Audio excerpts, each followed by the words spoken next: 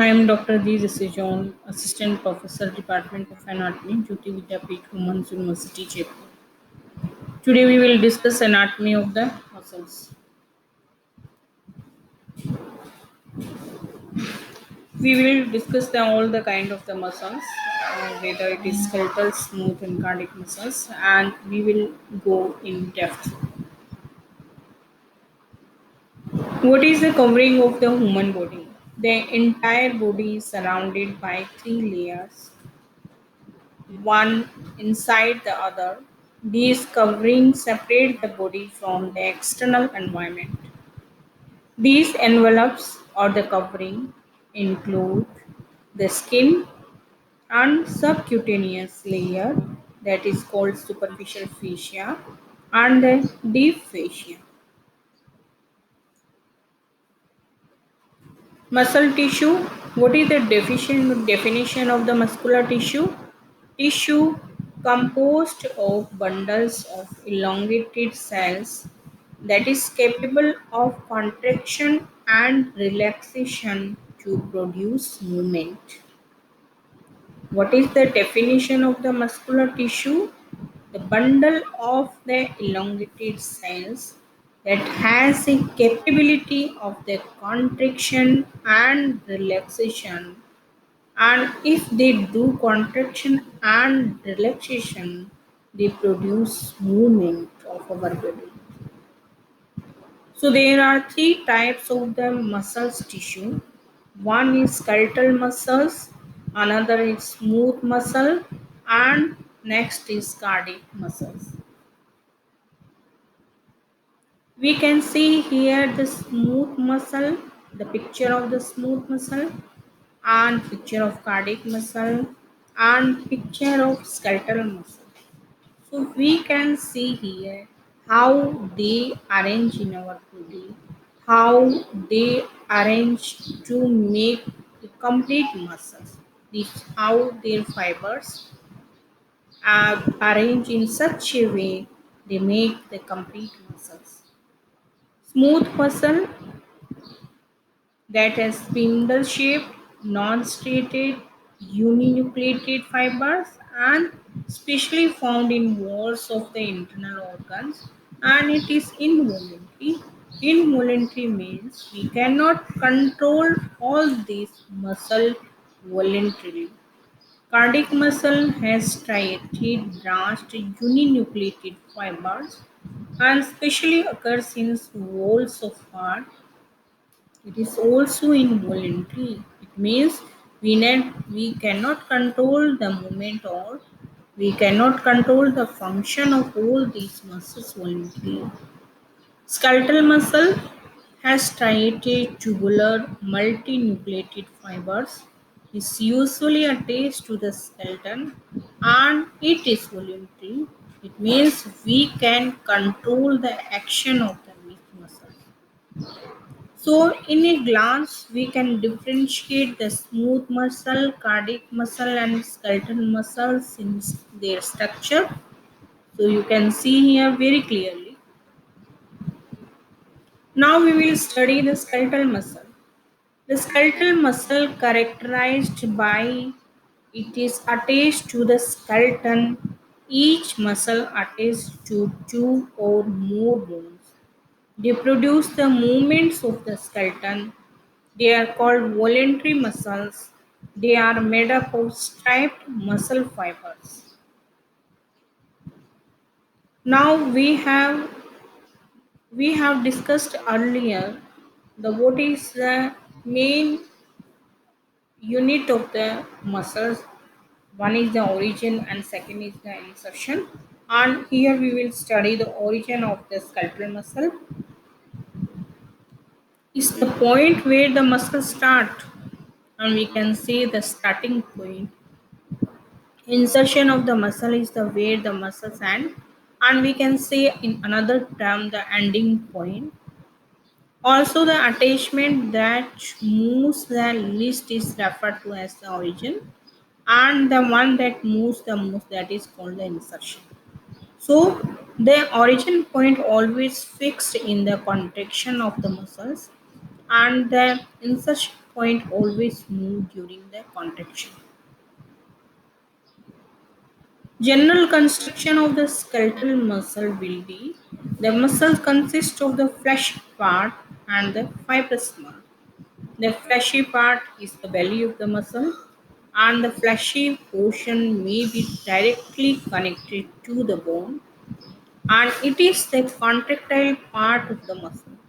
The fibrous part may be tendon, may be aponeurosis, and may be raphe.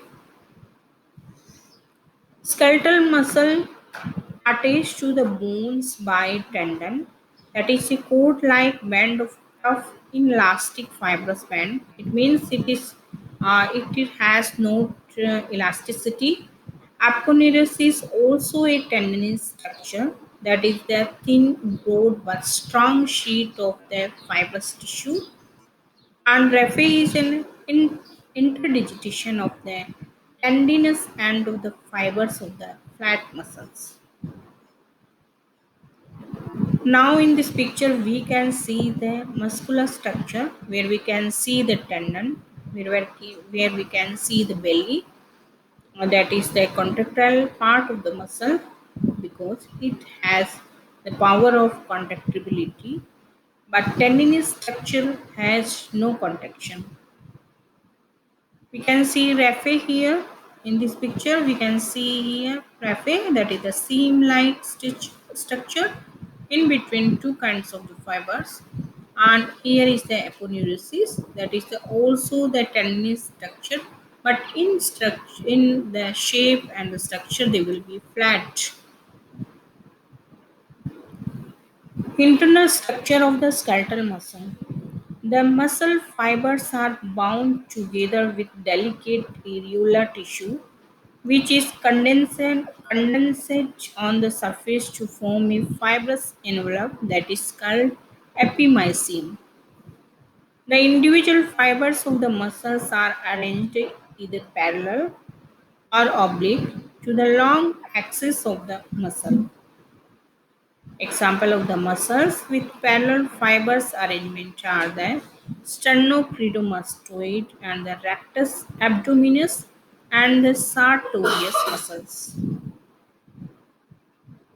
You can see here, this is the epimysium, that is the fibrous envelope, and inside there is the muscular fibers that are arranged parallel or the oblique in relation to their long axis. Shapes of the skeletal muscle, and the skeletal muscle classified according to direction of the fibers. Parallel muscles whose fibers run parallel to the longitudinal axis of the muscle, and these kind of the muscles are sternocleidomastoid.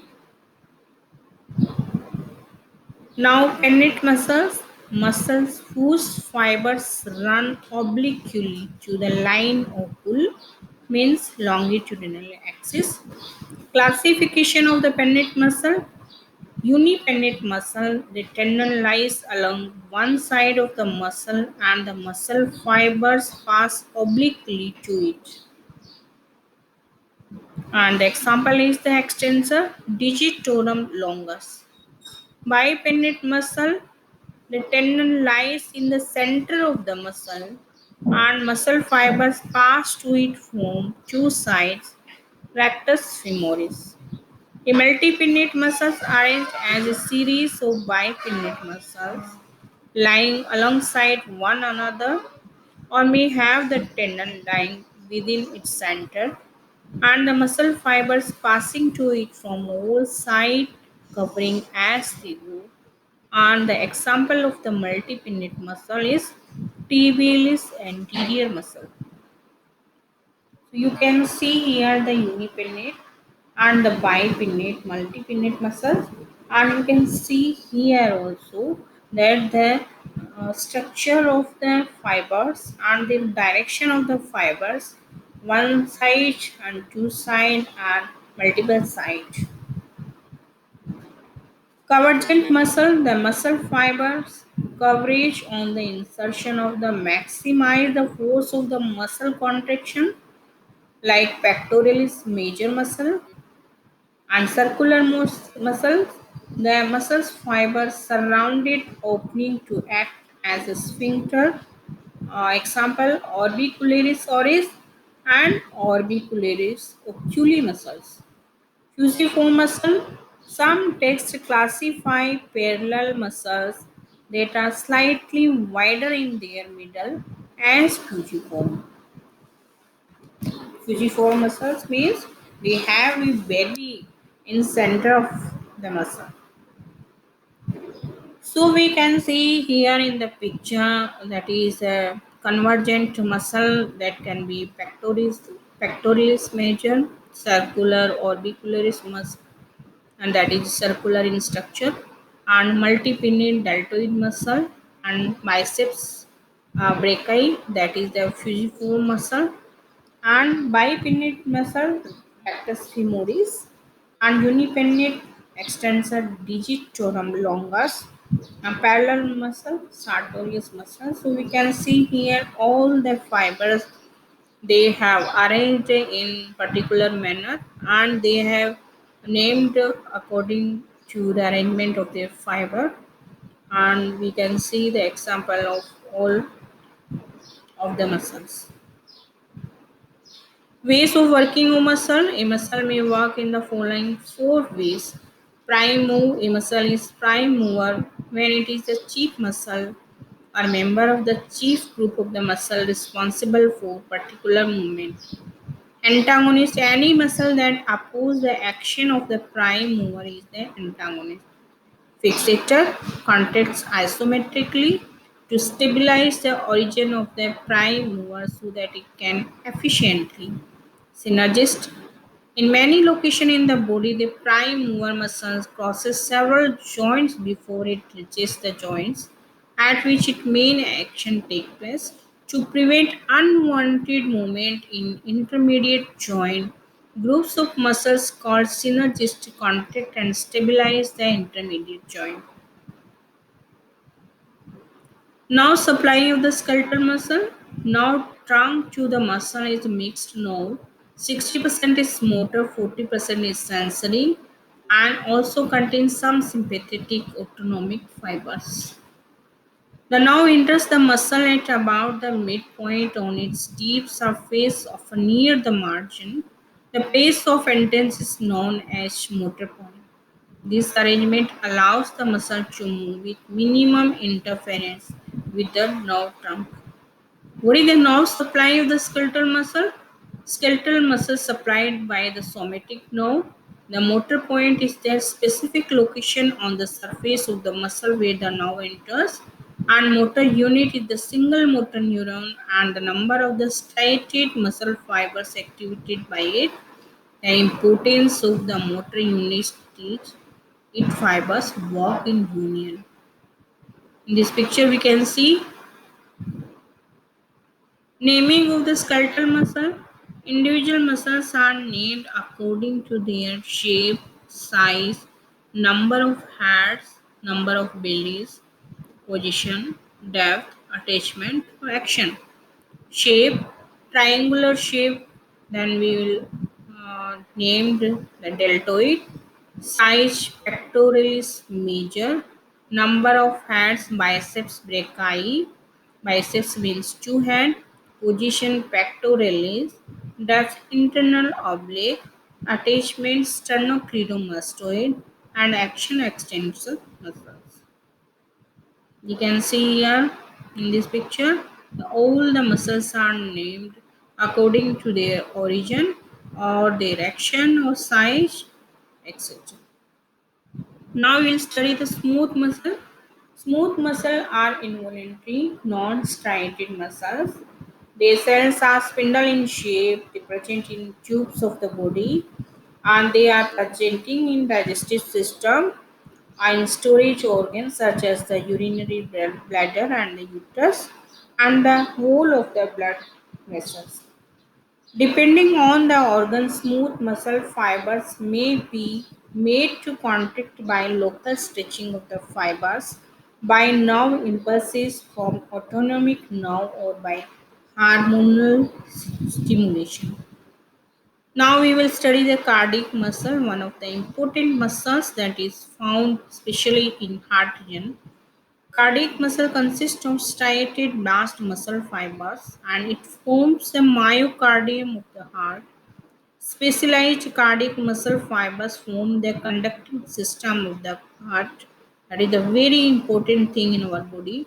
And cardiac muscle is supplied by autonomic nerve fibers. Now you have assessed by yourself.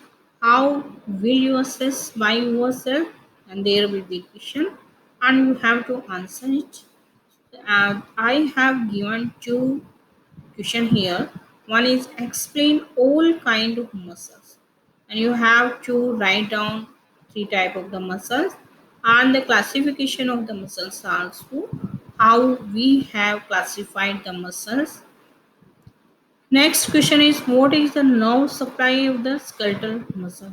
So it is very important because the skeletal muscle is the voluntary muscle and how it is supplied by nerve you have to write down. So I am thinking you have completed the muscular system and you know better now about the muscular system.